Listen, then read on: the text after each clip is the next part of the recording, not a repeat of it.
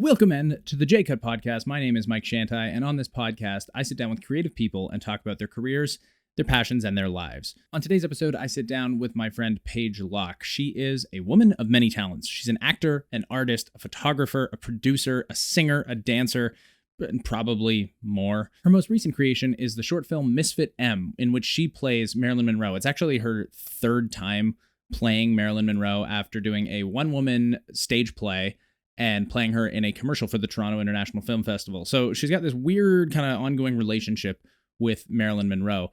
We talk about what it's like producing and starring in a short film, as well as the process of submitting that film to film festivals all around the world. And since we recorded it, Misfit M has actually been accepted into many festivals across North America, including the Los Angeles Liftoff Film Festival and the Orlando Film Festival. And at the time of release of this podcast episode, it's actually screening for its Canadian premiere at the Hamilton Film Festival on Friday, November 8th, 2019, followed by its Toronto premiere at the Toronto Shorts International Film Festival on Friday, November 15th. So be sure, if you can, to check it out, support some Canadian film, get out there and see what sort of talent is out there in the indie film scene. She was also recently featured in an episode of What We Do in the Shadows. If you have not seen the movie or this show, finish watching this podcast and then subscribe and hit that bell notification. And then once you're done the podcast, go watch that movie and show. Just do it. It's absolutely amazing. I have seen the movie countless times, and the TV show is a really, really fantastic follow-up, all produced in Toronto, although it takes place in New York, but what can you do? So let's just get into this week's episode of the J-Cut Podcast with actor, producer, singer, dancer, artist, photographer, Paige Locke.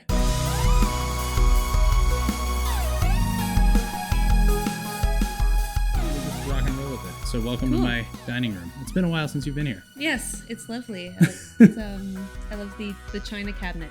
Yeah, that's the centerpiece of our dining room now. It's new, but old. It was given to us recently, but What's that Zach Galifianakis thing? Between two friends? Yeah. There are plants on top of the china cabinet, which is why I thought of that. Yeah, I'm not going to try to intentionally make you uncomfortable, though, okay. like he does. Okay, so. Perfect. How you doing? I am great. I am tired. Yeah. And busy, but that's good, because if you're not those things, then what are you doing? You were telling me about your long day, or long couple days? Long couple days, yeah. I mean, you're an actress, which means you do multiple things. Well, you have to, because there's that thing called rent in Toronto, because I live right downtown. Yeah, with multiple people. That's also a thing that has to be a thing until something else takes off. But yeah, so I mean, there's the day job, right? And then I shot a wedding on Saturday. So yeah, if someone says, "What do you do?" It's kind of a hodgepodge of actor, producer, photographer, artist, like fine art portraits of. Right now, it's someone's dog. Is the current painting that's in the works. Is that like commissioned? Or? It is commissioned. Nice. Yes. Takes a lot of time, but it's fun. I do like it. That's probably that's of all the things, that's the most of a hobby. Just to make a bit of extra pocket change. But yeah, I shot a wedding on Saturday. It was the best wedding I've ever been to. Yeah. It was so cool. I mean, this is legal now, so I can say it. There was a little bowl of weed gummies on the dessert table. Yeah. Isn't it like there were grandparents there?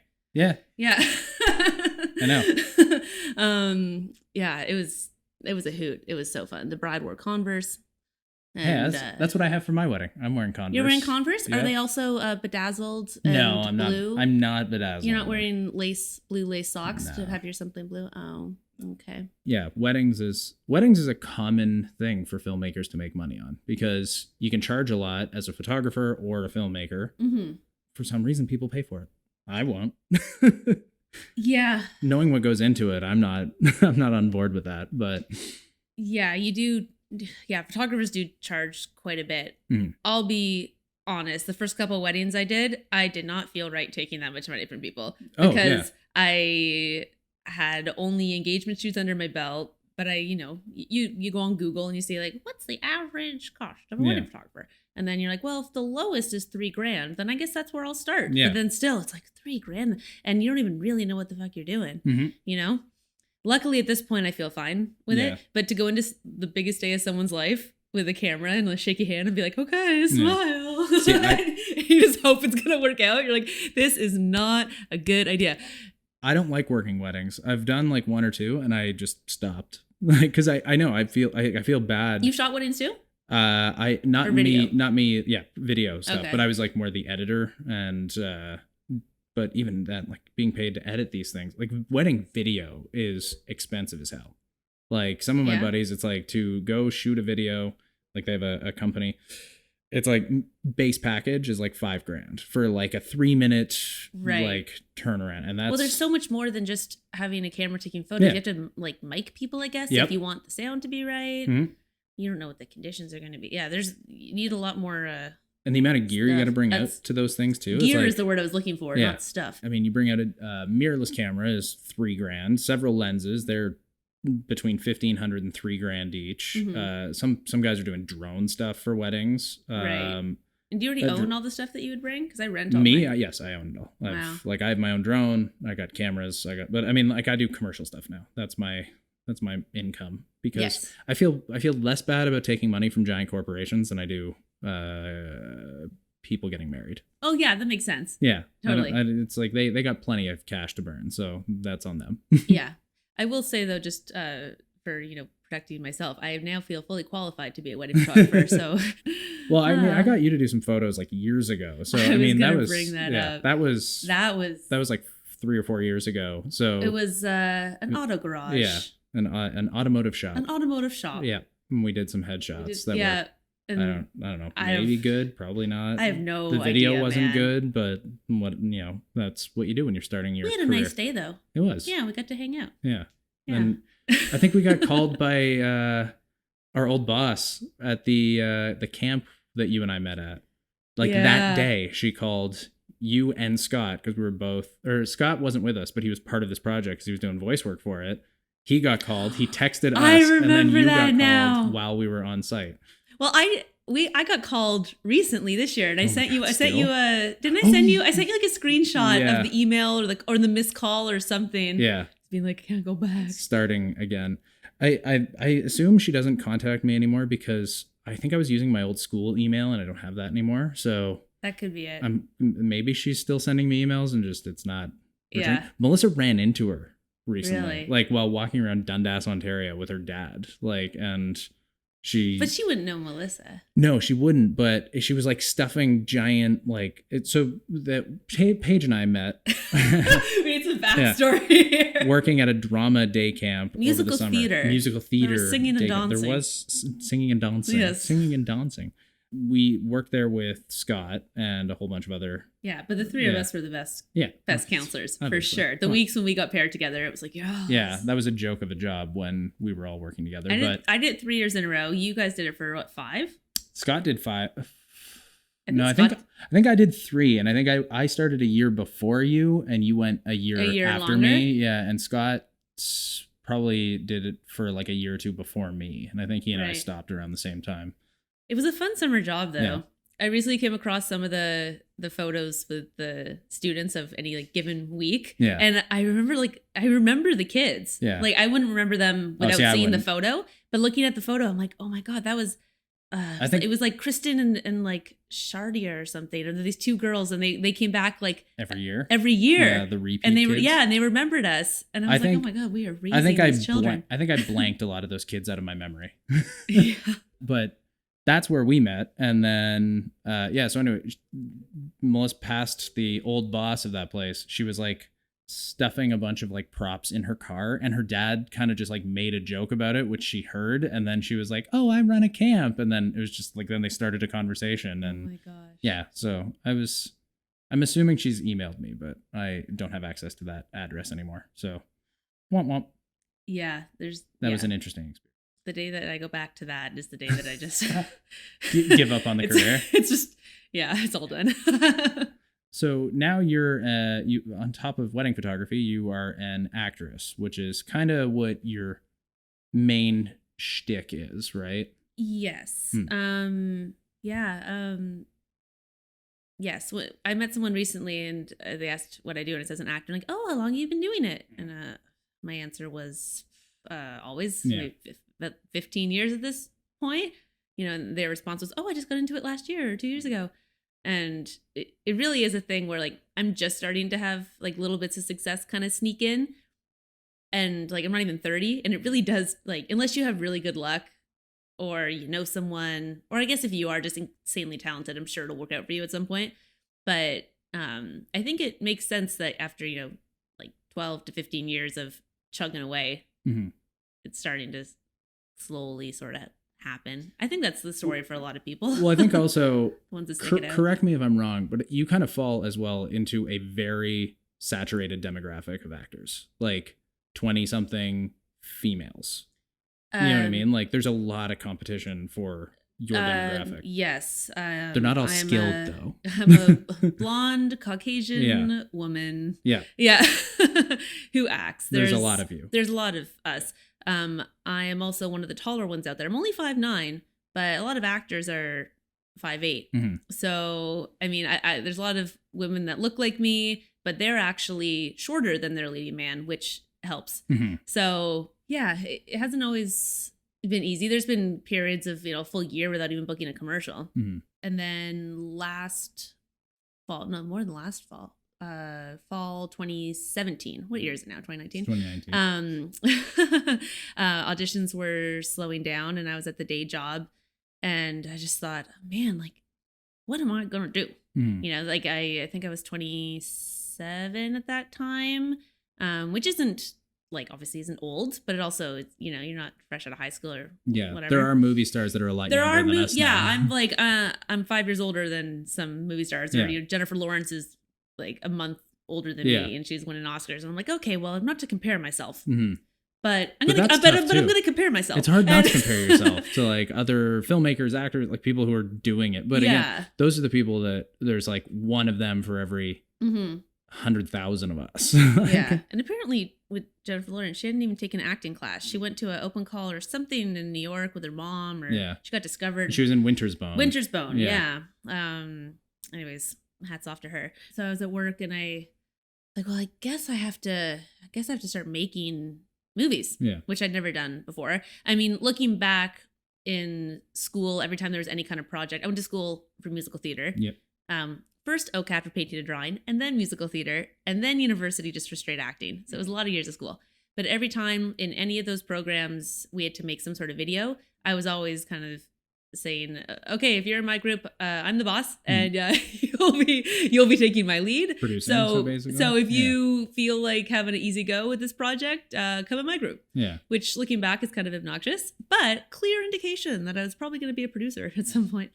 So I was like, hey, I guess I have to make a movie, but I've never written anything. I don't call myself a writer. I don't pretend to be a writer. I mean, maybe some people are just naturally more gifted at it, but my roommate, she's done all the Second City classes and she's studied writing, and there's definitely a structure to it, and there's certain points in the script and certain things that have to happen to move the audience along, you know all this. I was like, hey, well, I don't really write, and I also don't want to spend the next 6 months chugging away at a script that I don't even know is good. I just want to dive in right now. I just want to do it. I was restless and I was in that kind of mood.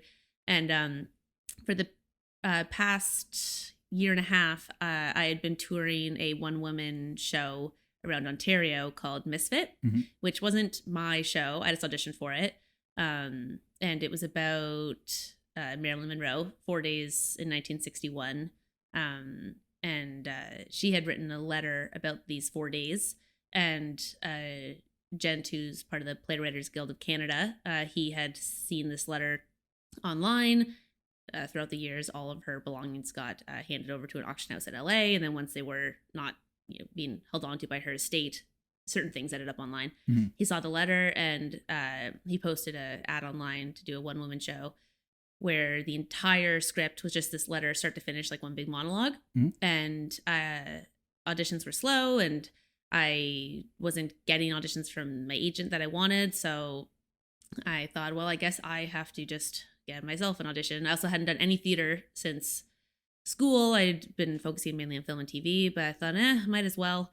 A year prior to that, I had cut off all my hair, and a week later booked a commercial for TIFF where I had to play Marilyn Monroe. I was going to bring that up. That you have this like weird history. I have this weird history, and when Monroe. I when I booked the TIFF commercial, I had never seen any of her movies. Yeah. I wasn't a fan. I wasn't one of those girls that, had her and Audrey Hepburn posters on their wall. I literally just cut my hair, got an audition, and then I got to remake that scene in the white dress, which was pretty sweet. And it played before every film at TIFF a couple years ago. So then that happened. So then when I saw this posting online to do, I shouldn't say that I knew it was a one-woman show. It was just said, looking for someone to play Marilyn Monroe in a You're like, I've done that. A piece. I thought, oh yeah, okay, cool, yeah, easy. So I went in, I wore a little white dress to try to like help with their imaginations. Yeah. Like my hair was long again at this point, and I booked it. And then after I booked it, I found out it was a one-woman show. Which is terrifying. Yeah. It doesn't matter. Would have been a nice detail to know going into the audition. Yes. Yeah. And it's always fun to have to rise to the occasion and take on something that is really terrifying. But like I said, I hadn't done theater in years, and I do have stage fright, which is mainly why I went into film and TV, because even after 3 years of college, it still was lingering. I was like, well, I guess I'm doing it. And then, so that we did that for 2 years. We did Fringe. We did a week at the Grand in London, Ontario, a few other local festivals in Toronto. It was really fun, but it was more local. And the director of it was great. It was just basically just he and I. He produced it, directed it, and then worked with me. And we got along great. And then, so now fast forward, it's fall 2017. I'm at work. I'm thinking, what am I going to do? And I was like, well, that one-woman show I did, Marilyn Monroe wrote that. It was all her letter. Word for word. It was verbatim theater. We didn't add in any extra words. There wasn't one extra and or or but. It was just.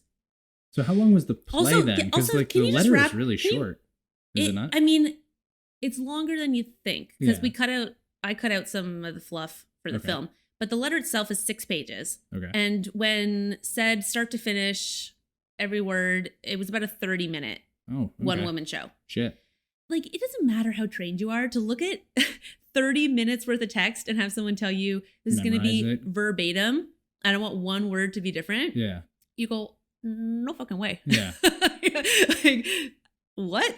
Luckily for the audition, I had to memorize one of the chunks. So I kind of had a quarter of it memorized when I booked it, which was nice. Yeah. And then I just had to work my way through. But I booked it first week of August of 2015 or 16, a while ago.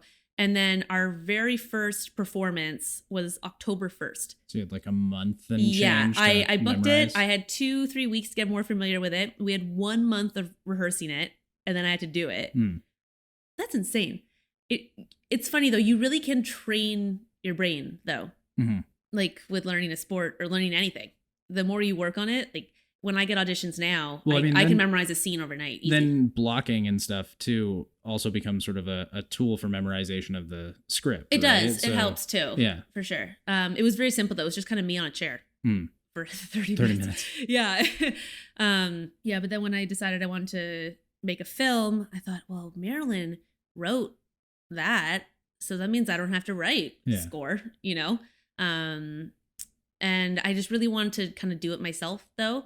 So this light bulb went off. I remember I ran around the restaurant, grabbed all the other people who I knew were actors, and was like, I have an idea. And how many of them are actors? Making a movie. Is everybody there? I know I like physically went over and like shook 3 or 4 people who were there on that day. And there's more of you. Yeah. Yeah. But yeah, so I got that idea, and then first thing I did was email the director of the One Woman Show and kind of get his blessing. I still credited him.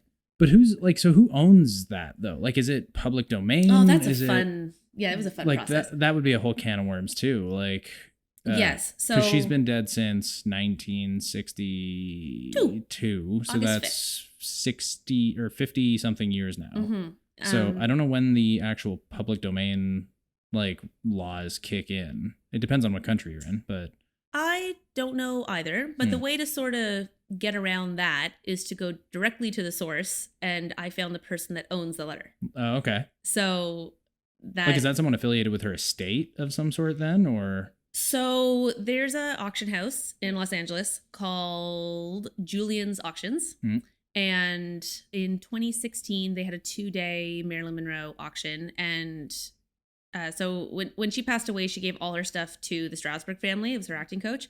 And so it got passed through the Strasberg family over the years to the point where people who never even met her, like the younger generation. Yeah, I'm sure there's some stuff they hung on to that's really cool, but they had like taxi receipts, like napkins with lipstick on it, just like hundreds of things that she just touched. And someone spent money buying them. Exactly, right? There's someone out there that wants all that. Yeah. So they gave it all to the auction house, and then they had a Marilyn Monroe auction. And so I guess as soon as that happened, these things were sort of out because her estate sort of released them. And obviously after the auction, then new people bought them, but these people are scattered all over the world now. So the way that the director of the one woman show found the letter in the first place was a scan of it was put on this website called Letters of Note. And it's all just scanned copies of handwritten anything, little post-it notes or full letters or any kind of document from any celebrity. And the whole point of the website is just to kind of see, like, I wonder what Humphrey Bogart's handwriting looked like, So the letter was on there, and I guess in small print on the scan, it said, like, courtesy of Julian's Auctions in Los Angeles. So I saw that in, my month of searching the internet to try to figure out how the hell do I get the rights to this letter. Saw that and I went, oh, score. That's my in. So then at this point I had hired a second producer, Ali Dunbar. She's amazing. Also amazing because she did all the bitch work, all the paperwork, all the ACTRA forms, all the ACTRA forms are a nightmare. Yeah, she did all the forms. I did all the fun stuff, but she was like my sanity. Like, she was amazing. So she and I sat down and we emailed Julian's Auctions, went straight to the main guy. His name's Darren Julian. And we didn't say a whole lot. We don't have much to say. We're both just young filmmakers in Toronto. She has some cool credits, like she was on Handmaid's Tale. So like we both have a few little things attached to our name. For the most part, it just sounds like there's two kids from Toronto who want to being make like, we want to make a short film. Yeah. Can you just like do this for us? And we pitched the idea, and Darren was so helpful and so enthusiastic, and he couldn't reveal who was the highest bidder for the letter, but they have all the contact information. Yeah. So he just said, he'll do what he can, he'll get back to us. So at some point over the next week or two, he contacted the highest bidder of the letter, did his best to pitch this individual our idea. Concept, yeah. I know it's a man because he said that he pitched him our film. And whoever this person is came back and has wished to remain anonymous. According to Darren, he is high profile in Los Angeles. Okay. I don't know why, but every single time I picture the face of this person, it's Adam Sandler. All right. Why not? Because Adam Sandler's buying up. There's no reason. There's no logic. Nothing's happened. It's just since day one. When I think, oh man, there's someone in Los Angeles. Have you ever watched Brooklyn Nine-Nine? Oh man, I wish I had. No, he's got a cameo in one episode where he's like buying antiquities, and he's like, I'm a serious person. I buy antiquities. Really? So yeah. Oh, that's funny. You should watch Brooklyn Nine-Nine. Okay, now I will for sure. That's Andy Samberg, right? Okay, yeah, I'll tune in. That's really funny. Maybe I did stumble upon that at some point. I don't know. Maybe it was Adam Sandler who bought Marilyn Monroe's letter. Like $12,000, something like that. It was quite a bit. Maybe that doesn't feel like very much. 8 to 12. Yeah, 8 to 12 grand for her handwritten or like letter, or typed up letter. That seems like not very much money. Yeah, on a typewriter. Yeah. Anyway, so this individual said that he was fine giving us his blessing. So then we sent back a form, print, sign, and then scan, send back. And so we have the rights to put written by Marilyn Monroe. Cool. In the credits of the film. That's such a cool, that's the selling feature. That's like the coolest thing I think I can. So does she have like an IMDb credit for this now? So I'm trying, but they don't believe me. Who the IMDb gods are like, oh, this can't be. This couldn't possibly be, But like I did an episode of What We Do in the Shadows in the fall. Which I think I watched that episode and I was looking for you because it was like, was it the bar episode with Nick Kroll and... It's called The Orgy. Oh, maybe I didn't get that far yet. You'll know. All right. Are you seeing, like, are you more BG in it, or? No, I got some lines. Oh, nice. Okay, then I haven't gotten that far yet. Fuck. Just the singular scene. Yeah. But yeah, you hear me. All right. Sweet. Yeah, it's quick, but I'm there. But oh my God, how did I get onto that? This always happens to me. At least I try to. We're Marilyn Monroe, IMDb. What we do in the shadows? Because did you send that to IMDb? Thank you. Yeah. So I was trying to get my credit for that because a friend of mine, also is in the show, a more featured role. She was in 3 or 4 episodes, but her credit went up right away. Yeah. So does she have an IMDb Pro account? Because I do. I do too. I do too. I mean, I'm a producer. I got to put everyone's credits. Yeah. For the films I'm doing, right? But I saw all these credits going up and I thought, where the hell's my credit? I was like, they cut me out. I know they cut me out. And then, so I tried to submit, because I knew what episode it was I filmed and I knew what my character name was.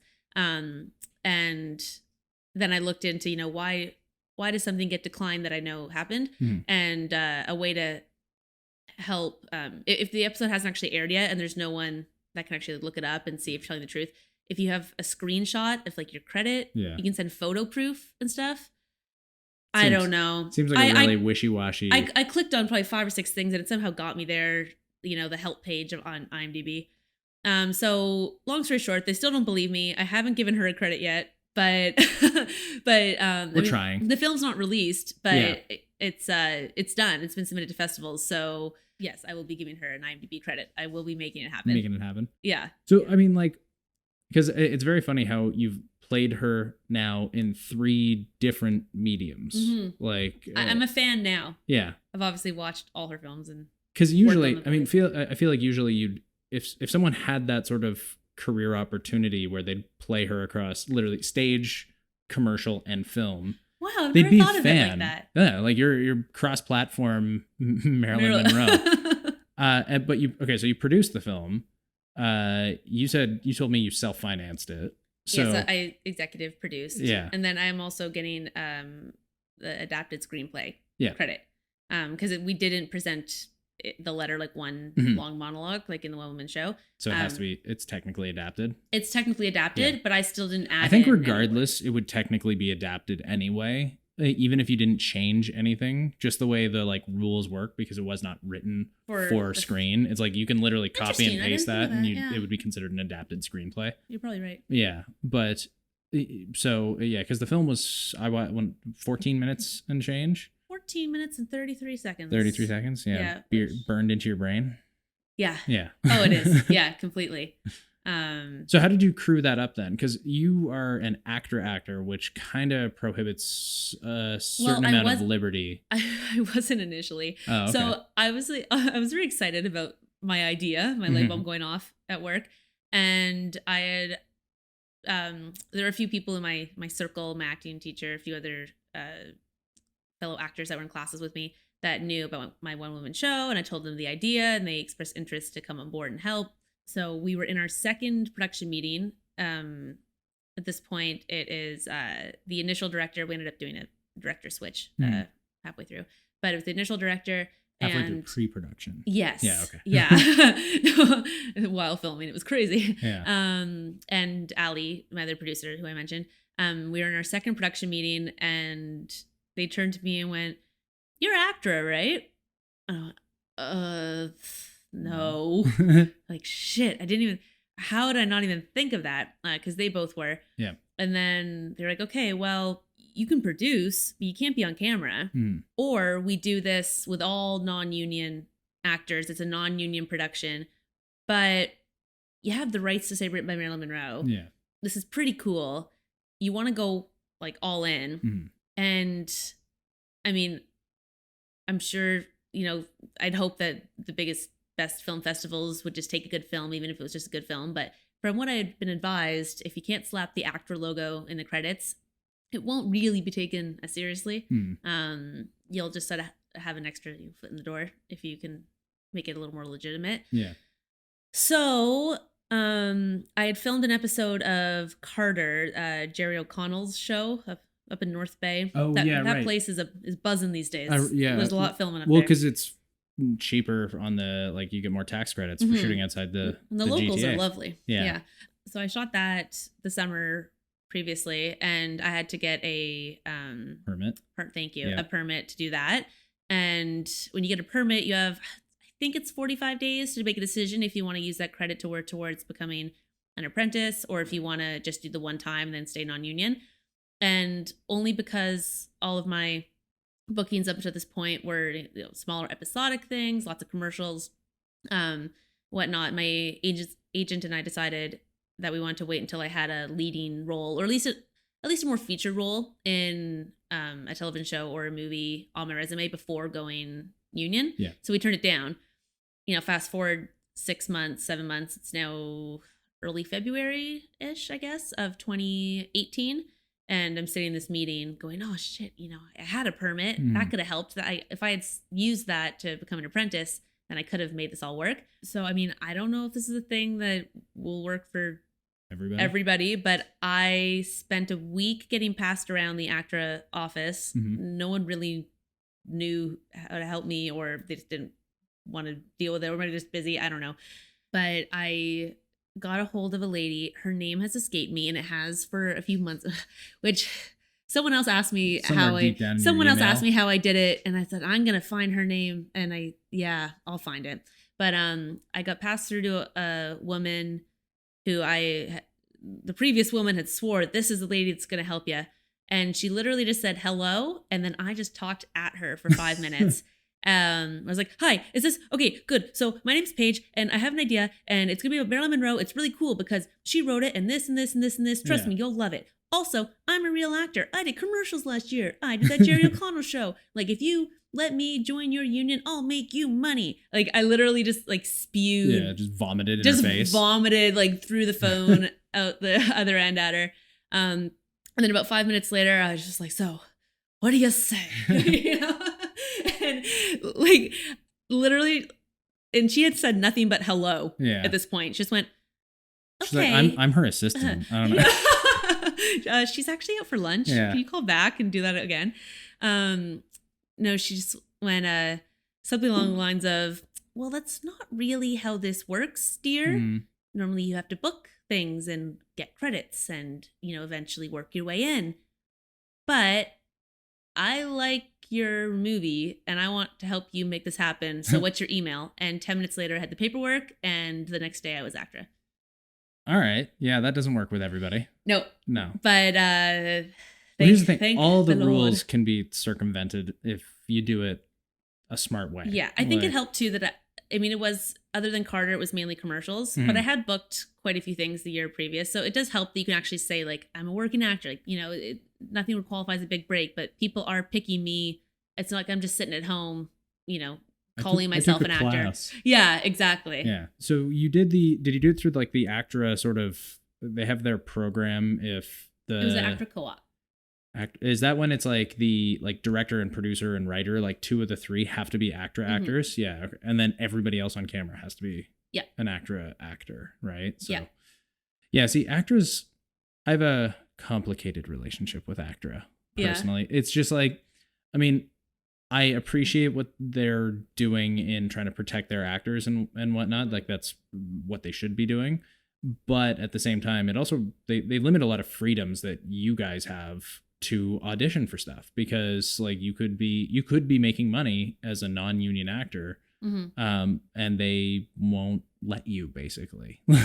Yeah, I know you don't want to disparage ACTRA right now, but no, I don't really have anything personally negative to say. They did me a huge favor, but it is challenging, and obviously I'm not going to name names, but the amount of actors I know that say yes to little bit parts in short films that are non-union just because they haven't worked in a while. Yeah. And they're like, well, I got to add something to my reel. It's been a year. Well, I'm just going to keep waiting to book something union, know? Well, because it's you have the opportunity to make more money per role, but the number of your roles that you have the opportunity to actually book or audition for is considerably smaller. Yeah. It's as soon as I made the transition, now my auditions are awesome. Now I'm auditioning for, feature films. Yeah. I know the names of the actors, and I know if I book this, I'll be reading alongside Justin Timberlake, and that is mind blowing. Whereas a year prior, it was a local commercial. You'd be working for someone like me. I did a commercial for CP24. Yeah. If you don't live in the GTA, you don't even know what CP24.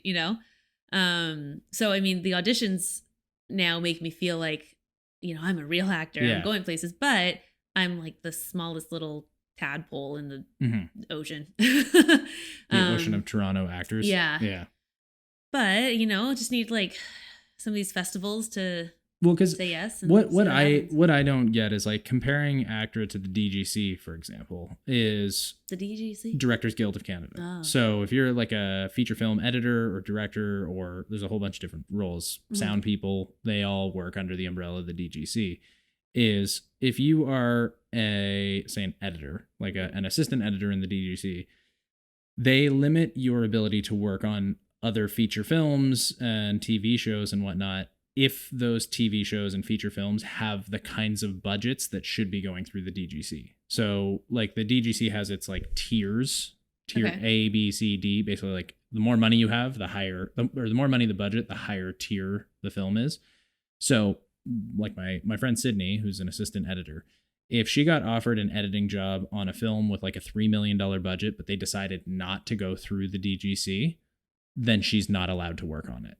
But if there's like an indie feature being self-financed by someone like you, who is putting up like, everybody's working for pennies on a passion project, the budget is $50,000 or something. All she has to do is sign a dispensation form to the DGC saying that like, this is a project that can't possibly go through the DGC, but I want to be involved. I know you're not going to protect me. And the DGC will be like, okay, go for it. Do your thing. And actors like in ACTRA don't have that opportunity. And that's one of my beefs with ACTRA is I think they should start at least expanding the freedom of their actors, because all the other unions are doing this stuff. Like, and in the States, SAG and AFTRA, I think, have similar rules for dispensation to work on low budget non-union stuff. As I believe so. I'm not going to say that with absolute confidence, but I think it is. I wouldn't be surprised. Yeah. ACTRA is like weird because they're just like the only one that refuses to do that. Like, where it could like award you guys opportunities to work on something with nobody just because it's a cool project, and you're like, this, I could be a lead in this like short film with a really good script. It's just like, and you don't know who's going to see that short film, and then maybe that'll move your career to the next place, and then you'll book something bigger, and then you'll make ACTRA more money, and then it'll everything lends itself to the next, as long as it's not a shit project. And if it's a shit project, you just bury it, and you just never you move on. You don't add it to your reel. No, exactly. I've got plenty of shit projects I've directed, so it's fine. Right. So then, what's that like? Because I've produced short films, I've produced commercials. I've never produced and starred. That sounds like, I know you had somebody helping you out and doing all the less fun producing, but that's a lot of work. Yes. And money. Yes. So, it was a little bit of a load off my shoulders that I already had the script memorized, right, going in because of the one-woman show. But you're not really, like, it felt more like narration. Yeah. Yeah. Not that you'd want to, like, read it, but... No, I didn't. I didn't bring any papers into the recording studio. Since it's based on a letter, the majority of the film it is voiceover. Yeah. I didn't feel like an actor until a week before we went to camera. I was just in full on producer mode. And like I said, Allie kind of was, stuck doing the less fun things, which let me then be my own location scout. I went with my costume designer, Julia Kim, and my production designer, Angelica Sturp, to like all the warehouses to pick out our costumes. We went to the prop warehouses to buy all the furniture.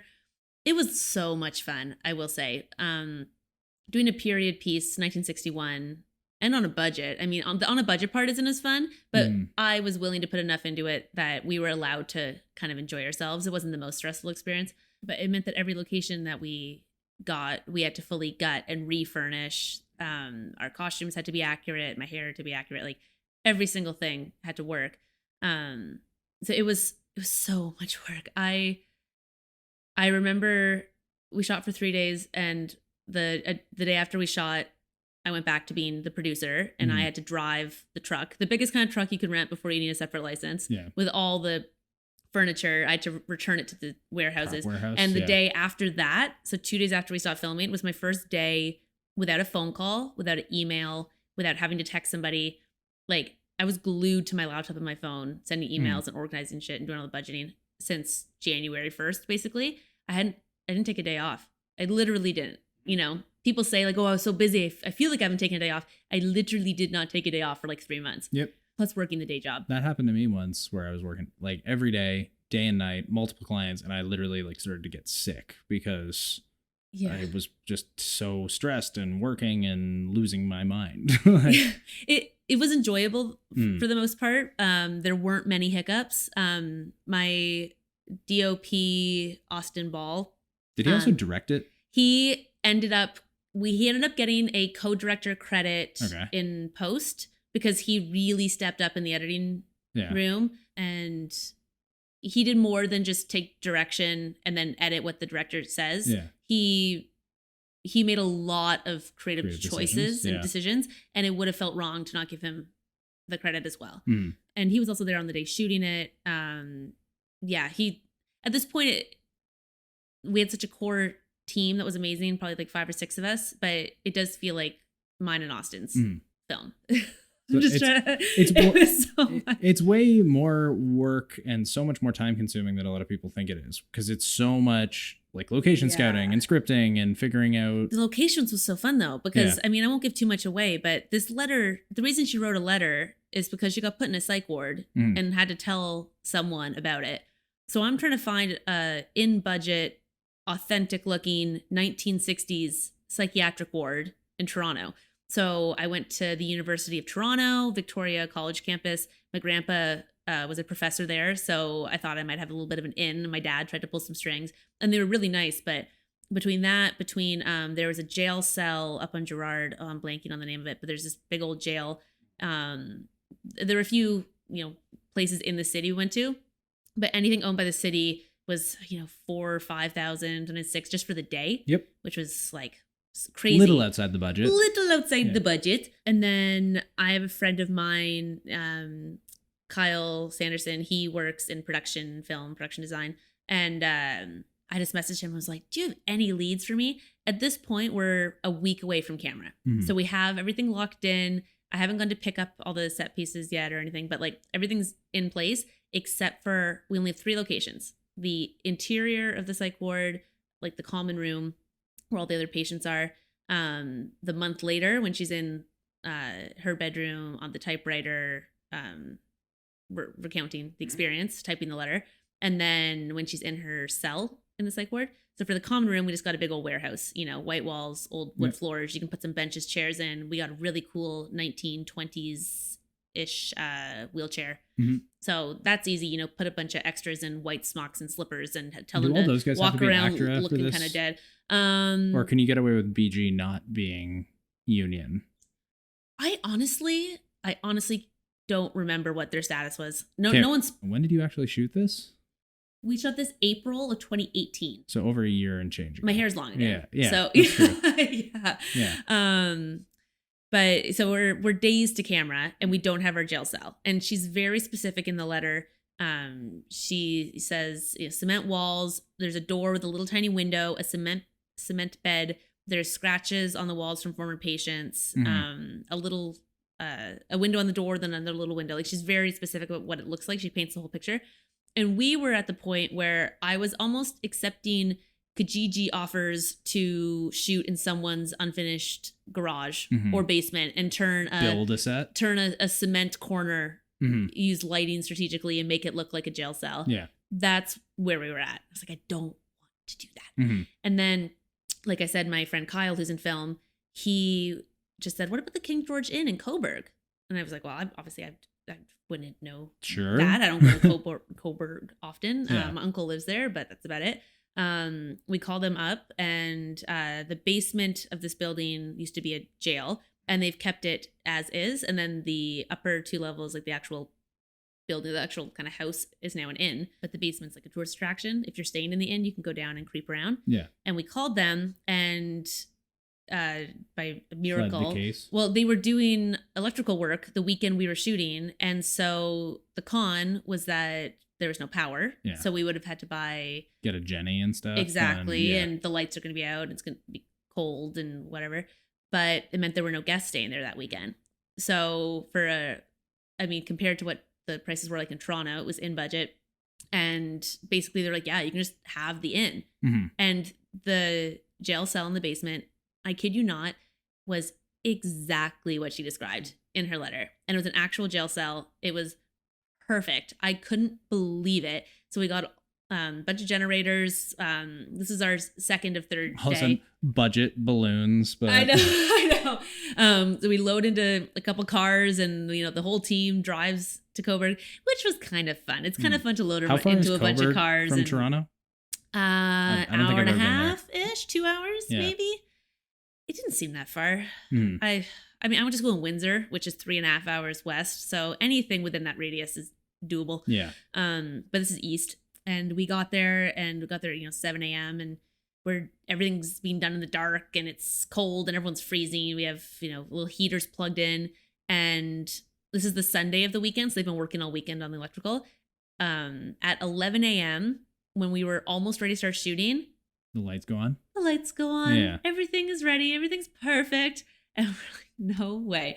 Yes, we just spent some money on generators, but at this point, I don't even give a shit. Like, it got warm. We had lights, and we had the inn to ourselves, and it was so perfect. It was amazing. It looked like it must have been tight though, because it was. Like, I mean, I've shot in this space is big, and it's tight when you start mashing lights and bodies and sound people and camera. You need a lot of space to shoot this stuff. Yeah, the climax of the film was in there, and obviously when we're shooting, the crew, the cast kind of like to linger behind the camera and watch, which is fine. Like, I'm not asking for a closed set or anything. But a few people snuck into the jail cell and were behind Austin, and Sarah Hempenstall was our director. So she's in there. George Petrovic is doing sound. He's in there. Austin's in there, and then a few other people are just coming in for fun. And then it's like the emotional climax, and I was like, guys, we got to clear out. Yeah. Like, I can't. It was so small. They were as close as we are right now to me. Yeah, that was really cool. I mean, you'll have to watch the movie to see that part, but if someone said what was the most memorable moment of the whole experience though, so my hair grows very quickly, and obviously Marilyn's hair is bleached, so I cut, my hair was almost to my waist when we were in pre-production. I chopped and bleached literally the night before, professionally done. I didn't just do it myself at home. And that's a big change. And so the next day on set, it's 7 o'clock in the morning, and it's the first day is when we had the big open warehouse to do kind of the common area of the psych ward. So it's the only day when we have more actors than just myself and another actor, Altair Vincent. He played the guard. He came to Coburg with us, the guard of the jail cell. But this first day on set, we have all the extras being patients. We have doctors. We have nurses. So they're all loading in. Julia is, costume designer extraordinaire, steaming everyone's clothes. Austin and George are getting everything lit. My PA Valentin, he's like unloading the truck. Like I said, we have a huge, massive truck of furniture, right? So people are carrying furniture in. It's total mayhem, but in a really organized way. And hence film sets. Yes. And organized chaos. Yes. But I keep forgetting what I look like. Like, I don't remember that my hair is so different. And also when we rented all the costumes from Berman & Co., they didn't let us try anything on. Not just us. You just can't. You have to go off the label. So I didn't know for sure if anything was going to fit. So I never put the costumes on. Every time you walk past your reflection in like a window or something is a mind fuck. Yeah. So I obviously, like, when I got my hair cut, they just dyed and cut it. It wasn't it wasn't Styled. curled. It wasn't Marilyn. And so I had my back to the mirror when Shauna Downing did my hair and makeup. And so I'm sitting in the chair. I've never put the wardrobe on. I have never seen my hair done properly. I've never had the makeup on. This is also my very first time making a movie. And it's the day when there's loads of people. And like, to be sitting in that chair, getting at this point, I had gone out of producer mode 3 days prior. I said, Allie, it's all on you. Like, I need to be an actor now, or I'm going to blow all of our hard work, So I'm in the chair. She's just bringing me my coffee and bringing me a muffin. Like, I'm totally just getting, pampered. And there are like 30 people in this warehouse buzzing around. The energy was insane. Everyone is so excited about this project. Like, yes, it's my passion project initially, but by this point, it felt like it was everybody's. Like, everyone was so excited about it. And I was just sitting there, I'm like, man, everyone's here because of this little idea I had, 6 months ago. Because the little light bulb went off. Feeling. Yeah. It's a really cool feeling. And we didn't want to feel like a student film. So when, our lovely actors who are being the patients in this like order coming in, all ages, so it doesn't just feel like I have my friends come and help me out. Like, half the people that we cast, I had never even met before.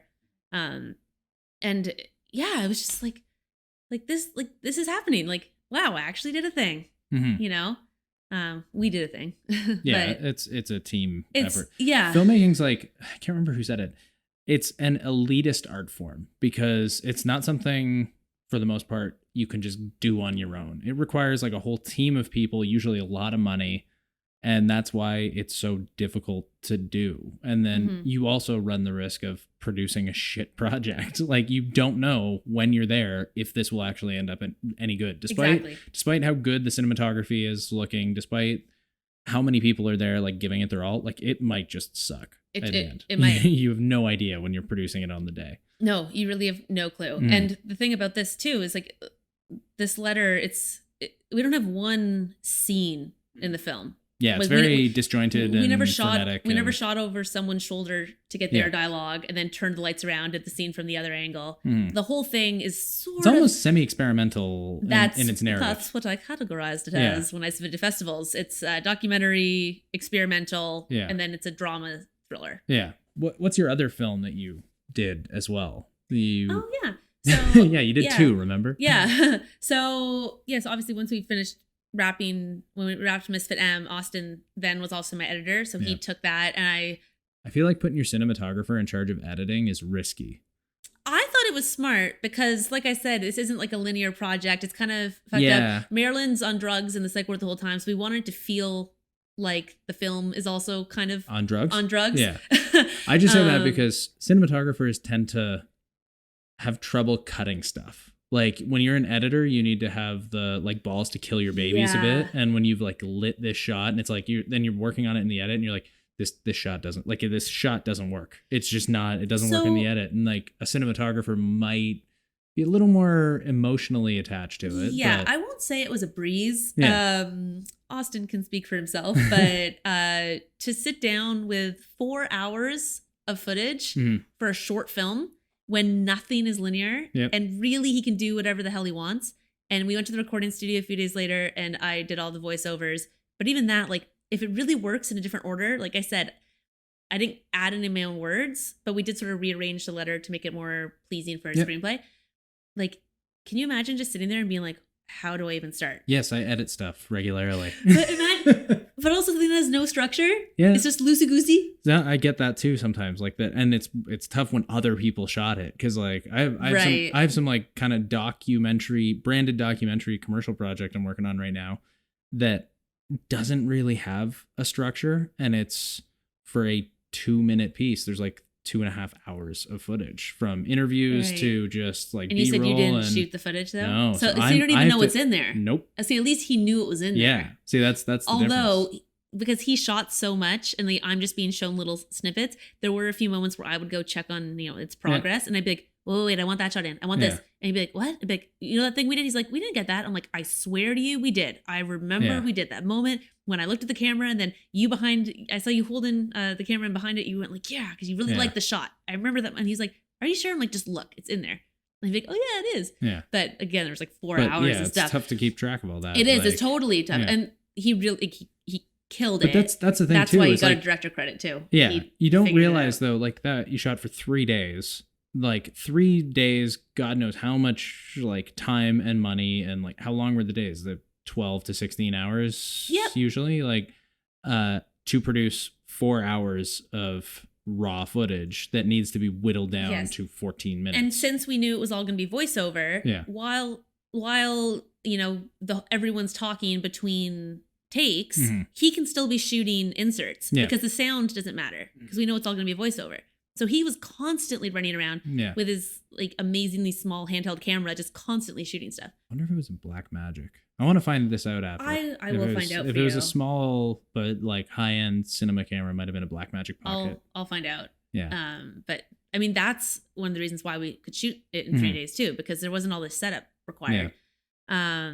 Well, it was very like soft, kind of flat lighting. We like, very sort of like it looked like everything was lit through windows pretty much. Like not pretty that much. It necessarily was, but that's what that's what it felt like was the aesthetic. Other than when we were in the basement of the jail, pretty much everything was. Mm-hmm. But anyway, so then obviously he took the footage and sat with it for a long time, mm-hmm. Which I wasn't surprised. It's not the kind of thing you can just do overnight. Yeah. But in the meantime, while he did that, my roommate, who I mentioned previously, that has trained at Second City, she has lots of sketch comedy around. Her name is Tara Federico.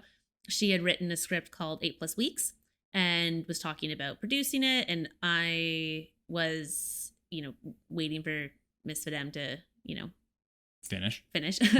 And since I live with her and I hear her talking about this thing she's been writing for the past year, naturally I said, so can I produce it? Mm-hmm. And she wrote it, and she's the lead actor in it, but she wasn't so keen on being the main producer, so she was down. So yeah, that was my other project. It now you're not in that, no, are you? So no. you're just I have one little tiny line, which is technically breaking the rules because it's so this wasn't an actor co-op. No, it's just not you. Yeah.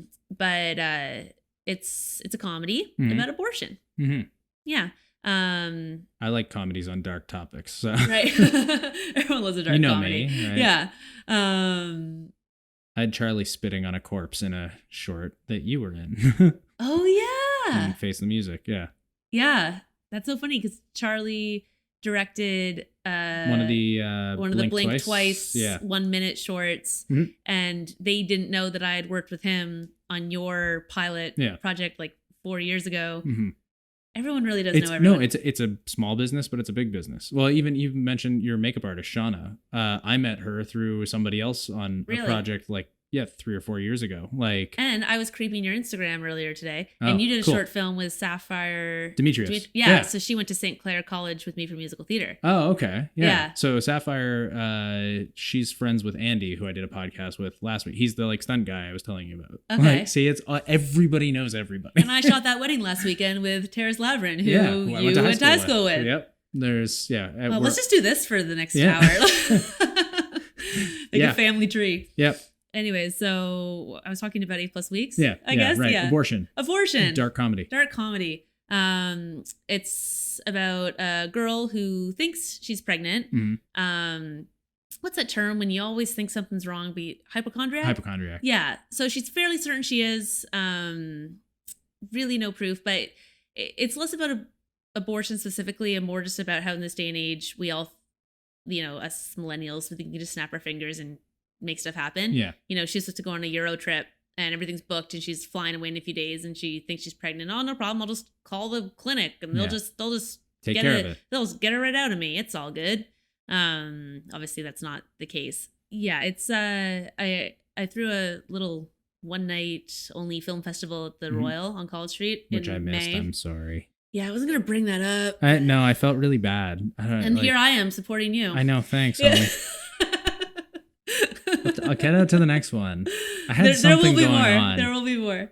We'll work on something. Then we'll both be at the premiere. Yeah, perfect. The point of renting out the Royal for the night was to do a small, intimate friends and family screening of Misfit M. Yeah. Fast forward a couple months, there's 250 people there. I've made a program. Have an Oscar nominee on board. Weekends by Trevor Jimenez. It's amazing. But anyway, so I also screened 8+ Weeks. Yeah. Obviously just support our film, obviously. And another small world thing. I know the owners of the Royal. Really? Yeah. Oh, yeah. So the amount of ladies that came up to Tara and I after and just said how relatable it is. Mm-hmm. I think that's yes, it's a comedy. Yes, it touches on how we all think Google can solve our problems, and you don't have to put as much work into anything. Everything can just get fixed overnight. Yeah, I think a lot of women and even the boyfriends that date the women that go through these little scares, it's very relatable. Mm-hmm. And it's the film it's just a day in the life. So it starts in the morning, ends at night. It's just one day with her kind of figuring out what to do and how to navigate next steps. Well, see, it's funny because we expect to create content for women that is relatable for women, and then we're like surprised when guys are entertained by it or find it relatable as well. Mm-hmm. But we're not surprised the other way around. You can make like tons of films about dudes doing dude shit, and women are just expected to, like, it's not surprising when they find it funny or entertaining or something. Like, have you ever watched Working Moms or Baroness von Sketch Show? I've seen an episode of Working Moms. Okay, you need to watch Working Moms. Okay. Please do. It's on Netflix. Both of them are. It's a Reitman, right? Yeah, Catherine Reitman. Yeah. And all shot in Toronto. Same with Baroness. It's Canadian, all shot in Toronto, both CBC shows. All like primary female casts, and they are the two best shows, like two best Canadian TV shows on the air right now. Like, they're phenomenal. And I don't care that they're about women. They're fucking incredible shows. Interesting. And it's all about, like, I mean, Working Moms is about a bunch of middle-aged mothers trying to work professional careers while being in possession of children that they are either have recently given birth to or not. And then Baroness is primary female cast, and everything is based around those four women, and they're fucking hilarious. Please watch it. Okay. I find myself going back to some old classics when I decide to binge television. Last year, I spent about 7 months working through The West Wing. Okay. Which I'd never seen, but it's 7, 8 seasons, something like that, and like 20-something episodes, and each one's an hour. It was very sad when it ended. And now I'm working through Mad Men. I wouldn't say Mad Men's old. So that's well, it's not old, but you're talking about shows that are currently on the air and like, a little more relevant. Well, I mean, you should watch those shows just because you might get put up for an audition for them too, right? Like that's a realistic opportunity for you. Where Mad Men, you're not getting cast in that anytime soon. So, although I'm not getting cast in Mad Men, but speaking of playing Marilyn and whatnot, it's funny how like maybe 2/3 of the things I've booked have all been in the 50s, 60s. Oh, really? Yeah, they all require what are those, pencil skirts and red lips. I got a thing going on. I'll shake that. At the end of Misfit M, when I'm in the psych ward, hopefully I can shake that stereotype. Where'd you guys do just going back to Misfit M for a sec, should I spoil something here? Just ooh. Okay, well, I mean, like, you do like a bit of a Marilyn performance, like, and you do your sort of singing, because you're from a musical theater background. Yes. That was that's supposed to be a bit of a surprise. Oh, okay. It's okay. I can cut this out. Nah, it's all right. What were you gonna say? No, just like, I mean, because that looked totally different than everything else in the film. Like, everything was super daylight, window lit, apart from the stuff in the cell. And that was very like stylistic, black sort of psych background. Well, the reason she's kind of just singing in a black hole is because that's supposed to symbolize that she's her death. Oh, okay. Like she's passed, because the film is set in 1961 and she passes in 1962. Yeah. So, the film ends, we go do a little kind of like, over the next year, this and this and this happened. And she's found unresponsive. Yeah. So it's just to kind of be like, we tell you that she's passed. Yeah. And then spoiler alert. Marilyn Monroe died. Yeah. Surprise. By the 1960s, like, her hairstyle's different. She doesn't have the the cowlick and the curls, like how she's like the Diamonds Are a Girl's Best Friend, all the posters. She doesn't look like that in the 60s. Her hair's totally different. But she's remembered, like, 1955 Marilyn is how she's remembered. Yeah. So that's why we go back to that look, glitz and glam. Okay. It's sort of like she's dead. She's in this black hole, and she just looks like the movie star. She doesn't look like the real person anymore. Yeah. She's back all dolled up. So it's sort of like how she's been immortalized. That's how she's immortalized. Yeah. And the song that we picked to sing, like, the lyrics are relevant to it all. Did you have to get licensing for that too? We just credited, it's original music. Yeah. The lyrics obviously aren't, but the music itself, my composer Julian Sturp did. He did everything. He was amazing. That's the sort of workaround, right? Like, we credit the song, of course, in the credits. So it's not like we just stripped a track off YouTube and I sung along. It's the instrumental is all original. It's just the lyrics aren't, but we credited it, obviously. So, well, the thing is, she's been dead for more than 50 years. Did she write it, or was it written by somebody else? No, it was written by someone else. By who and when? couldn't tell you the name or the date, but it's in there. It's in the credits. I don't have it memorized, but we looked it up. Are they dead? That's the thing. They are. Okay. They are dead. Hopefully they're long years dead ago, too. like 40 years ago. Okay. Dead. Hopefully you're good. Just gone. Yeah. They don't know. Yeah. Well, we'll see what festivals it gets into. Yeah. Submitted to 48 film festivals. Holy fuck. Like, that's a lot of money too. Yeah. Like, even if you early bird them. Yeah, thanks for buying my coffee today. I mean, even if you early bird them, like some of the early bird ones, maybe $20, but like 48 times 20 is the majority were between 60 and 120 US. Fuck. Like, and this is why filmmakers are all fucking poor. I know. And I just did it all myself too. Like that. It's so much money to just try to put your stuff out there, because you can't just put it on YouTube. I know. That nobody gives a shit about that. I think that if this project, if this was a script that I had written, and it was just, it's a unique project. It's a unique project. Yeah. The fact that we have the rights to say written by Marilyn Monroe, the entire process, when it even came to like the costumes, the hair, like I cutting my hair, not just wearing a wig. Like I wore a wig in the one woman show. I didn't cut my hair for that. My mentality the whole time has been like, fuck it, let's just go big. Why not? Go home, yeah. Yeah, like I'm 28 and I want this to be my career. So if I have it in my savings account, that's what it's meant to be there for. I don't need a car. I bike everywhere.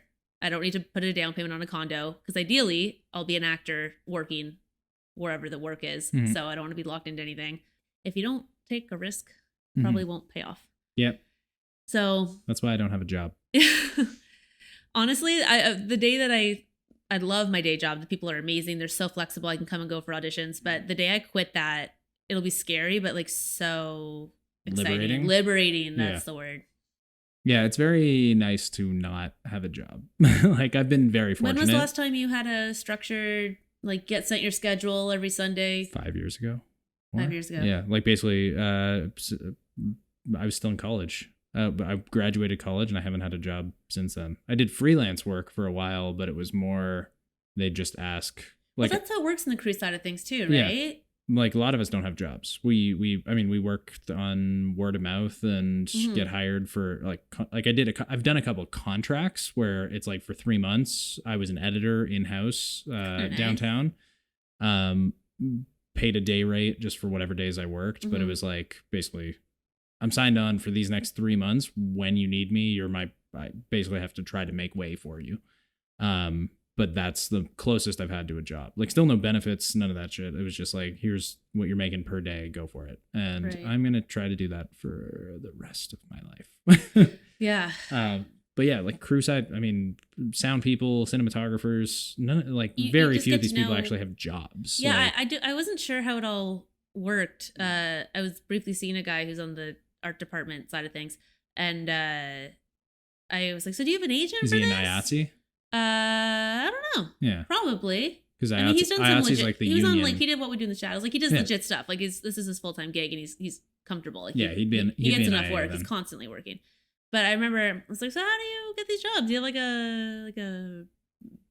an agent for this? Like is this it's the same as having an agent as an actor, but different? You can. I mean, you can be represented by somebody as a director or a cinematographer.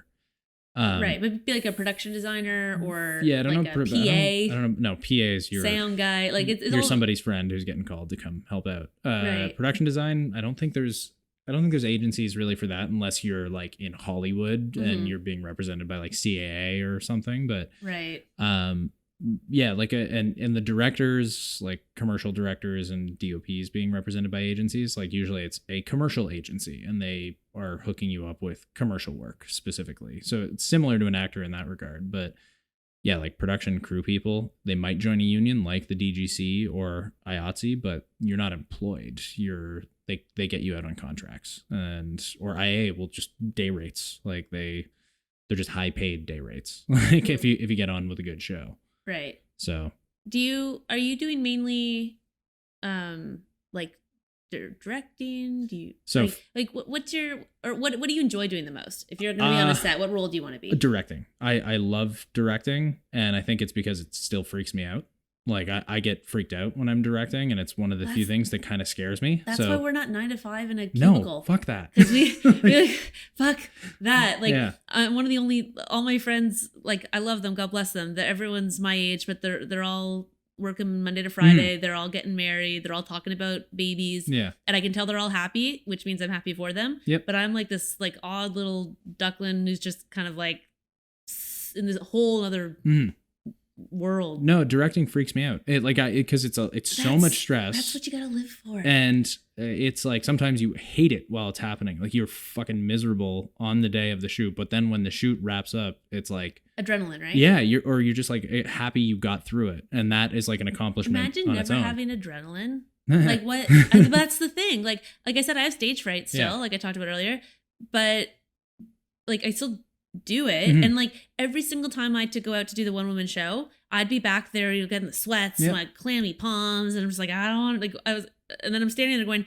I did this to myself. Yeah. I saw the ad, I clicked submit, I went, I auditioned, I literally put myself here, and I am terrified. But as soon as you start, you're like, oh, it's okay. Yeah. And as soon as it's done, that high you feel, like it's so exciting. Yeah. And that's why I like directing stuff. Like directing is more about surrounding yourself with other people who actually know what they're doing and just being able to communicate with them like what you want. Like a good director is someone who surrounds himself with good crew members, like and people who know their shit. And you have to have the vocabulary. You have to know how to talk to everybody and convey your idea and tell them what you want, but like ultimately leaving it up to them and trusting that they will do their best to like execute your vision. Like, I mean, that's why some people can be directors and DOPs. I think that's kind of crazy, especially when you have bigger budgets and you. Right. Well, Austin didn't know he was going to get a director credit when we were shooting, right? So he was more of a DOP editor on this going into it. Yes. I didn't know he was going to edit until we almost wrapped. I didn't have an editor yet. Oh, okay. And then he offered, and I said yes. Sure. We have so much footage, and like you get the project. That was actually one of the amazing things too. I remember going over to Sarah, the director in Austin, and every time I request to do one more take in the way that I saw it, like Sarah would be like, babe, that's what we just did, I got it. And like, no, really? And then I'd check it out and be like, oh my god, that's exactly how I pictured it. Yeah, but that's like, so I mean, he went into it as a DOP editor and then kind of just had a very director kind of input when it came to post-production. So that's where like, he wasn't quite directing and DPing on the day, but I know a few people who direct and DOP. And to me, it's like, as if I'm directing something, I want to be working with the actors primarily. And a cinematographer should be to an extent, but they have to, dictate to the gaffer what to set up and the grip team, and they have to be communicating with them. And it's like, if you're directing and DOPing, it's like, why not? Like you can't half-ass two things. Someone that you trust. Yeah, your DOP. Whole ass one thing. So if it's someone that you trust enough, then they'll already kind of know what you're thinking. They'll do it for you. But what about like being an actor and director? That's crazy. Pulling a Ben Affleck. Or I saw a video online this week, and it was behind the scenes, kind of shaky cam, badly lit. Yep. Someone filming. I don't remember what the movie was, but it was Barbara Streisand and Mandy Patinkin. Okay. And they were shooting a scene, an angry lovers quarrel, and the camera for this is on Mandy. We're getting his side of it. So Barbara's technically off camera, but she's still physically in the scene to give him something to work off of. Yeah, and she is constantly throughout this video, like based on the second, switching back and forth between being like, go here, okay, no, okay, look at me, okay, move the camera over, and then she'll come in with one of her lines. So she'll go like, you bastard! Like, I can't believe, like, what are you? So was she directing? Okay, no, wait, yes, she was a director of the film. Cool. I think she got nominated for an Oscar for it too. I think I read that. Streisand knows what the fuck she's doing. I know. Well, I mean, with singing, obviously, and obviously she's, as an actor, she's proven herself to. I mean, I think it's obviously her singing ability is like insane. That's like, if we're talking about natural ability, that's like she's born with that. But I don't know much about her directing background, but to see her like literally in it, and it was a very like loud, violent scene, and she's moving around. The guy with the camera's moving around, and she's. But see, she's as director and actor, she knows that she's going to get a better performance out of Mandy Patinkin by actually playing the character in the scene, even if she's off camera. Like, right, but it's not even like she's told her DOP kind of the shot she wants, and you know she knows that it's the camera's on him, so she's not physically in it, but she's still going to like act against him and give him that. Like she's speaking director lingo. She totally drops character and like talks to the guy and says, go over here, like, oh, swing the camera this way, get this, get that. Or like she's giving Mandy direction, and then the next second she changes her whole tone and she's in the scene, and then it just switches back and forth for like 2 minutes the whole way. And the comments on the video were some loved it and some thought it was completely ludicrous. Ignore comments. Yeah, it was. I was curious to see if the job gets done. That's all that matters. But have you ever heard Mandy Patinkin sing? While we're talking about no. Do you know who Mandy Patinkin is? Yeah. He's my name is. Yeah. You killed my father. Yeah. Yeah. He was also. I was interested. I mean, I saw Princess Bride way back, but I was more I got to know who he was through Dead Like Me, because he was like the sort of main head Grim Reaper in that show back in 03, 04. That show was on Showcase or Showtime. If you've never seen it, I haven't. It was like one of those shows that got 2 seasons, then they axed it. Dead Like Me. Oh, okay. So it's basically about a girl who dies when a toilet seat from like an International Space Station enters the atmosphere and basically is a comet and just obliterates her. And she comes back as a Grim Reaper. She was like, oh my gosh. And basically, who plays her? Anyone we know? Oh man, her name is escaping me right now. If this was kind thinking of about it, it'll come to you. She was in Hannibal for a couple episodes. If you watched that, no, I know the film. Jodie Foster. No, the TV show. Yeah, Hannibal. I got that. Yeah. The show was done by Brian Fuller, who did a bunch of very quirky, bizarre television series. He did Dead Like Me, Wonder Falls, Pushing Daisies, and Hannibal. Pushing Daisies. So yeah, she comes back as a Grim Reaper because she was kind of chosen previously, like right before she died. And basically the Grim Reapers in the show, they have to be at the site of someone who's about to die and reap their soul before they get killed, because the idea is like in the show, I think if you get killed violently, they're like the violent death division because everything's so kind of over the top and how these random people die. If your soul has been like reaped beforehand, you don't feel it. And you're sort of like exited your body the moment before you die. And that's what their kind of job is to like save people's souls before. Is Mandy Patinkin like a real person in this? Yes. Yeah. Okay. So he's like the head. He like dictates to them. They meet at a diner throughout the show, and he like dictates who goes where and what souls they got to reap and whatnot. And he somehow has this ability to. He's got connections to the. He's got connections. He's got a guy who knows a guy. Yeah, he's got connections to the big guy upstairs. Yeah. So, but no, I haven't heard him sing. You gotta hear. His voice is so angelic. Yeah. Like if you he was in Criminal Minds for a while too, right? You wouldn't think that guy can sing like that, but he's a huge Broadway guy. Mm-hmm. He's unbelievable. I knew he was on Broadway, but I've just never gone out of my way to listen to him sing. So I mean, with this big badass beard most of the time, and YouTube Sunday in the Park with George, with Bernadette Peters, it'll blow your mind. Right. You won't even just everyone knows him as like Princess Bride guy or whatever, or a gruff badass from some show. Yeah, it always surprises you when someone can sing. Well, like Jake Gyllenhaal played the same role in Sunday in the Park with George recently, and he can sing too. Most of these people can. I know. But every once in a while, someone gets cast in a musical and you're like, oh man, them too. But then they sing and they can't.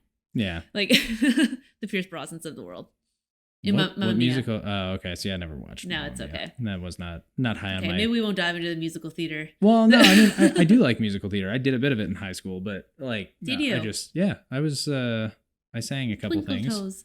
No, not quite. What did you sing?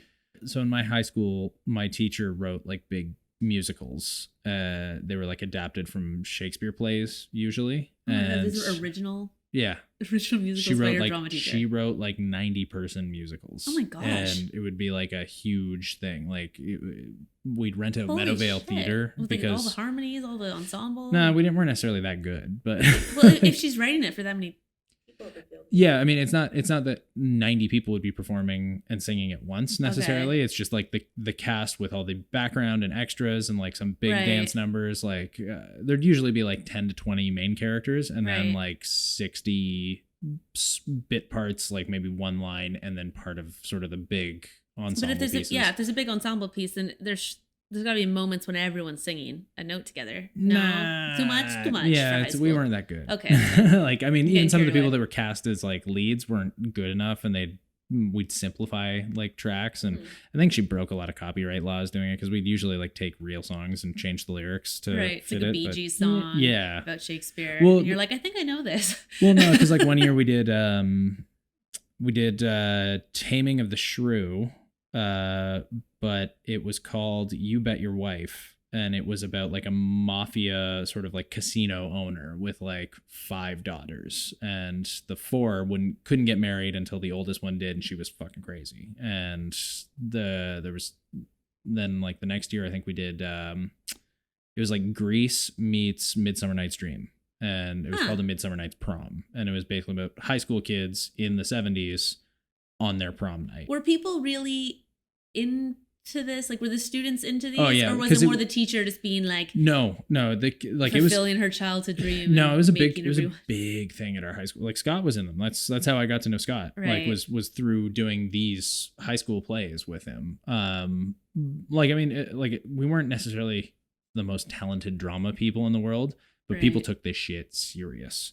Our last year, when I was in grade 12, she did an adaptation of The Wizard of Oz, and she deviated a bit from her usual Shakespeare adaptation. And this one was like The Wizard of Oz, but in sort of a quasi future where people get like plastic surgery for like reality TV shows. Oh my gosh. And the Dorothy character basically gets like involuntarily signed up by her parents for this like plastic surgery show, and then goes into a coma, and that's sort of the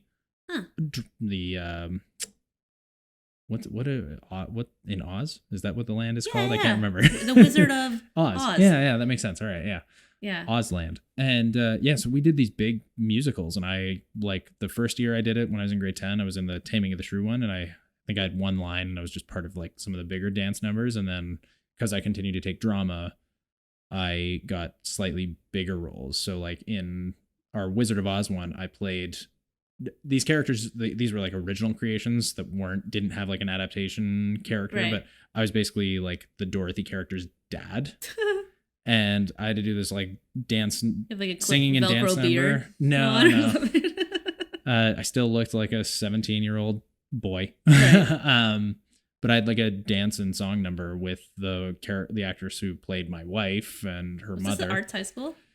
It became it while I was there. It's pretty cool. So I wasn't in the arts. Like, I mean, I took all these arts courses, but I wasn't in the arts major program. That was like started in the 9th grade when I was in 12th grade.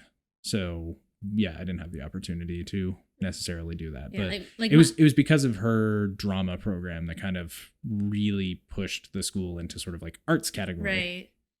Yeah, I mean, obviously it's like that's a super influential time, like high school for anyone that goes into the arts. Like my school was not arts high school either. Yeah, Lauren Park. Yeah, Lauren Park. But we did Grease and Little Shop, and I wasn't leading either of them.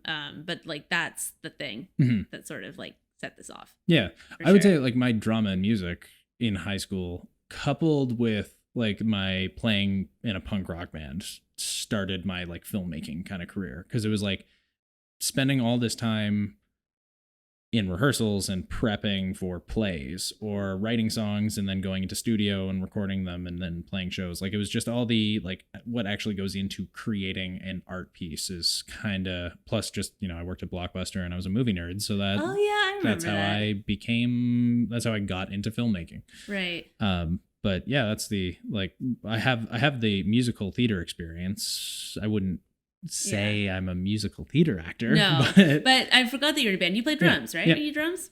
They're right behind me. Well, my electric kit, because I can't really set up my main kit here. So that's so cute. It looks like a fucking, rock band. Yeah, that's what it looks like. That's always what I would want to do. Yeah, it's a little more intense than a rock band drum kit. Sure? But I think so. I'd hope so. Yeah. It's more expensive than rock band.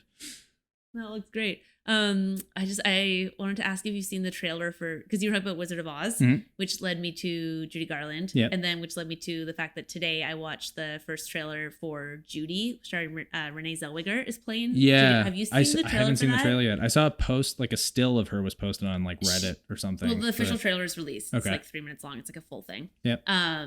It looks unbelievable. I was talking to Judy Garland. I can't wait. Randomly the other day. I don't remember with who or why, but Judy Garland came up. Well, Renee's gonna make a comeback. Renee's making a comeback. Disappears for a while. Yeah, I haven't seen her in anything. Well, she did. They did her third Bridget Jones.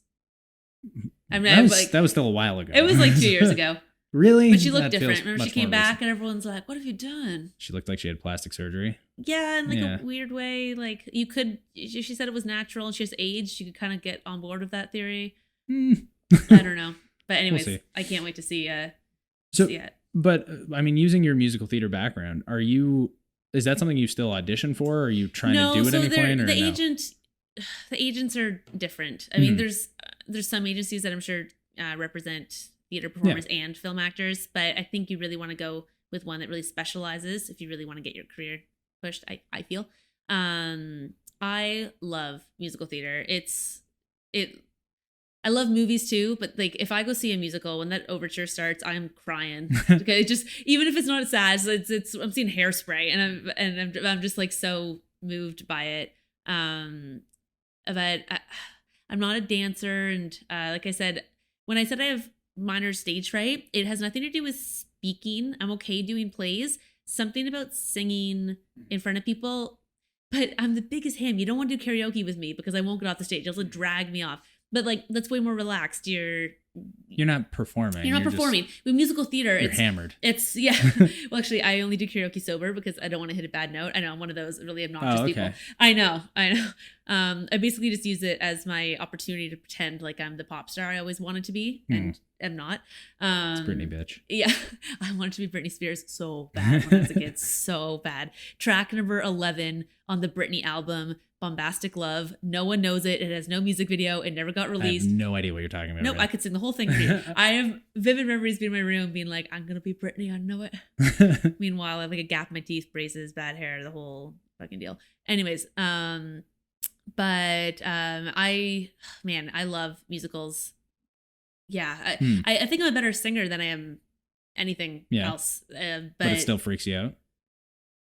It freaks me out enough that I don't think I can really it wasn't going to be the thing. Yeah. I think that in film I see myself successfully doing this as my career long term. If I had stuck with musical theater, it's tricky too, because you start out as the ensemble and then you work your way up to the lead. The lead gets to stand there and sing and people dance around them sometimes. But if you're not a really strong dancer, like I spent 2 years pursuing musical theater after school before deciding I was definitely going to focus on film. And I'd go to auditions and I would prepare the 2 songs they asked for, but you have to get through the first phase to even get to the singing phase. And the first phase is the dance call. And if you're not a really strong dancer, you don't get through that, then you never get to sing. But I'm like, but the singing's the thing I'm good at. It just didn't seem realistic. I was just choosing film over theater was purely just trying to be smart, like a business decision. Well, I mean, this is what I spoke with Andy a bit about, is like theater actors, there's very limited roles, especially in ways you can make money. Like you got to end up at Stratford or get to Broadway. And like once the role is cast, like that's the show for its run. Like, you got understudies and stuff, but they're also cast. Like a show comes to town. A lot of the main theater companies just regurgitate their actors too. Like it's tricky to get in. There's tons of options with on-screen performing. Right. But I mean, that's why I snuck a little singing into Misfit M too, because it's what I love the most, I think. Yeah. Really quickly, what was working on What We Do in the Shadows like? Because I haven't seen the episode yet, obviously. There was have you seen the movie originally? I hadn't. So when I auditioned for this, I had no idea what it was.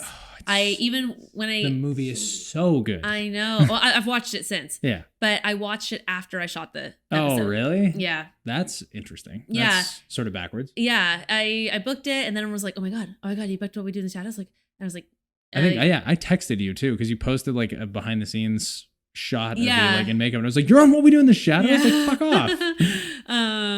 And then about a month later, I was like, I'm gonna check out the film. Yeah, it's obviously hilarious. In the TV show, my scene is opposite Matt Berry. Yep. He is goddamn hysterical in that show. He's so funny. I only have a few lines with him, but it was just me and him in our scene. I could better play catch up. The whole experience was I got there at 6:00, immediately went into wardrobe. They've like fit this little skimpy. I play a porn star. Mm-hmm. They fit this little skimpy thing to my body and then fully tailored it while I sat in my trailer for like 4 hours. Mm-hmm. But it was air conditioned. It was lovely. They gave me food and drinks, and it was great. But it was a lot of time waiting, and then when we got to set, it's a fucking unbelievable set. Like the whole mansion is made on a soundstage, like actual hardwood floors. What stage is it? Lights. The Cine, do they do it at Pinewood or Cine something? It's out by IKEA, out by Islington. Okay, so out in Etobicoke? Yeah. Yeah, it's okay. Like Cinesplex, Cineflex. Yeah, Cineplex, there's the big space. Cinesplex, I don't know.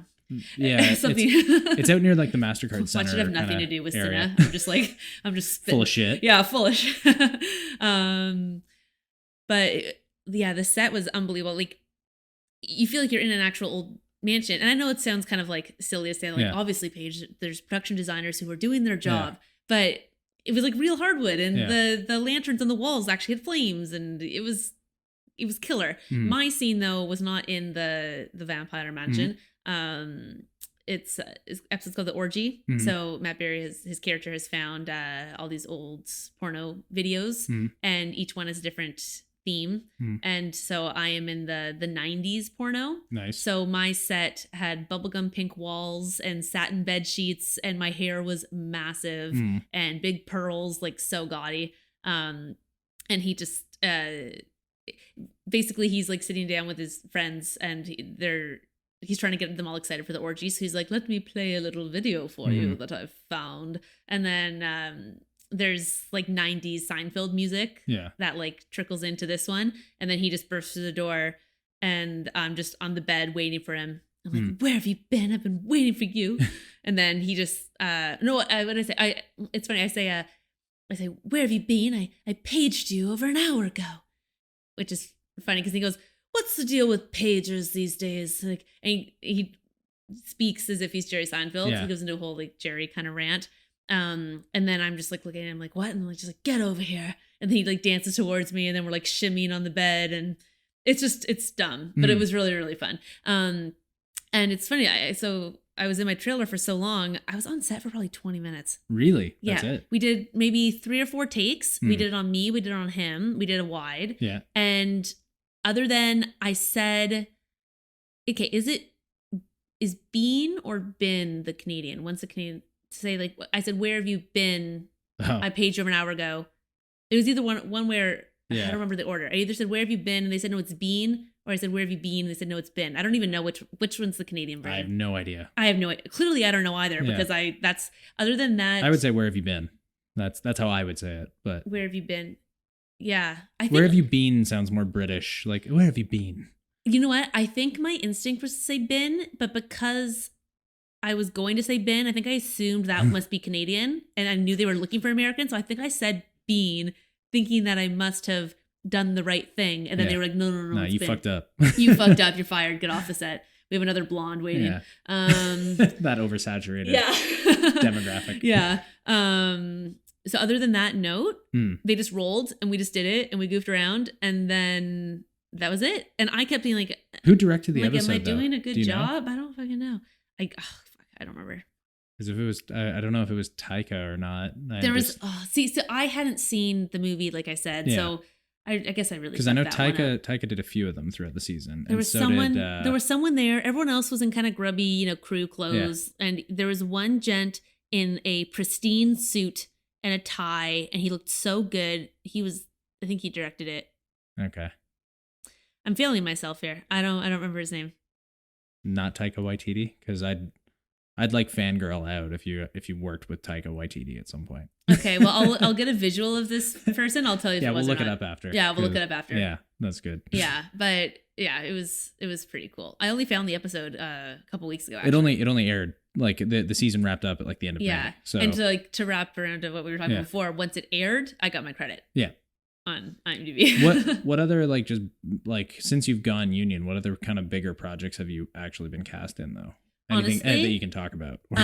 No, honestly, so like we filmed Misfit M in April of last year, went union for that, and then I booked What We Do in the Shadows in November, and like the auditions have been really good in terms of like the quality of the projects. I filmed 3 self-tapes for 3 different characters for a fairly legit big thing, which I can't really talk about. Yep. Only this month, and I'm still waiting to hear, but I haven't actually booked anything. Yeah, but I mean, with actor life, I know, but with Misfit M and like doing 8+ weeks and well, that's kind of cool. I mean, because you're at least figuring out other ways to mash yourself into the business. Like I haven't been waiting around at all. Yeah. It's been so effing busy, and since I submitted Misfit M to 48 film festivals, and they're all going to be getting back to me at any point between August and like next February. It's going to be a fall winter of just flying to whatever I get into, and then while I'm at a festival, maybe getting an email about the next festival. And I really hope we get into some stuff. Like I went to, obviously I go to TIFF every year, but like I went last year. I went to the Midnight Madness premiere of Halloween. Jamie Lee Curtis was there. It was very cool. But at that point, you know, just to be able to go from just watching a movie with everyone else to then, if I can fast forward a year and be part of it, that's gonna be a really fucking cool feeling. So I don't know. Fingers crossed. I hope it does. That I'll make it to that premiere. I promise. Yeah. Yeah. Okay, great. In Toronto. I'm not flying to like Houston or something. But no, actually, I yesterday I got my first no, but it was fucking Venice, so that's a big one.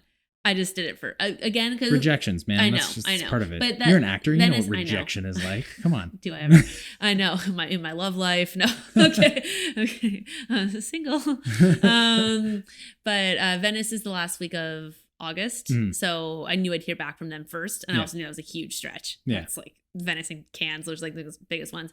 But I thought, fuck it. Again, might as well try. Why not? Because of the Marilyn, tie, and like you said, our cinematography is pretty damn good. Yep. So I was like, you know what? Maybe I'll take a chance. Who knows?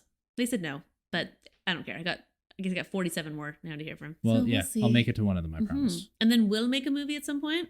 Let's do it. We'll talk a bit about this after. But anyway, we've been at it for an hour and 45 minutes now. So have we really? Yeah. See how fast this shit goes? Jesus. It's a long time to be talking to somebody. I know, right? Yeah, and I only like you a little bit. Sweet. So it's like at least it's a little bit. Yeah. So. But anyway, I think we'll wrap it up there. So we'll Well, thank you for having me. Thanks for coming out, dude. Yeah, I miss great. you. Yeah, I miss you too. Yeah, we'll hang out. Yeah. I'll see you on Saturday. On the weekend. We're gonna pool party. Yep. Great. Sounds good. I hope you enjoyed that episode of the J-Cut podcast with Paige Locke. If you learned something, it would be super appreciated if you just hit that subscribe button and that notification icon. It's a way of supporting this podcast without having to shell out any cash. Or you can find us wherever you get your audio podcasts, Spotify, Apple Podcasts, Pocket Cast, whatever you prefer. Just follow us.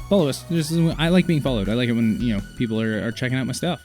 On the next episode, we dive into the business side of things, how to make money, make contacts, and get paid to work as a filmmaker with my very good friend, frequent collaborator, and first boss in the media business, Pranch Murphy. There's the fear sometimes of where's your next paycheck going to come from. That's definitely something that's scary, not knowing how much money you're going to have next month. Yep. I tried when I first kind of decided, I'm doing this. For 3 months, I didn't take any pay out of my company.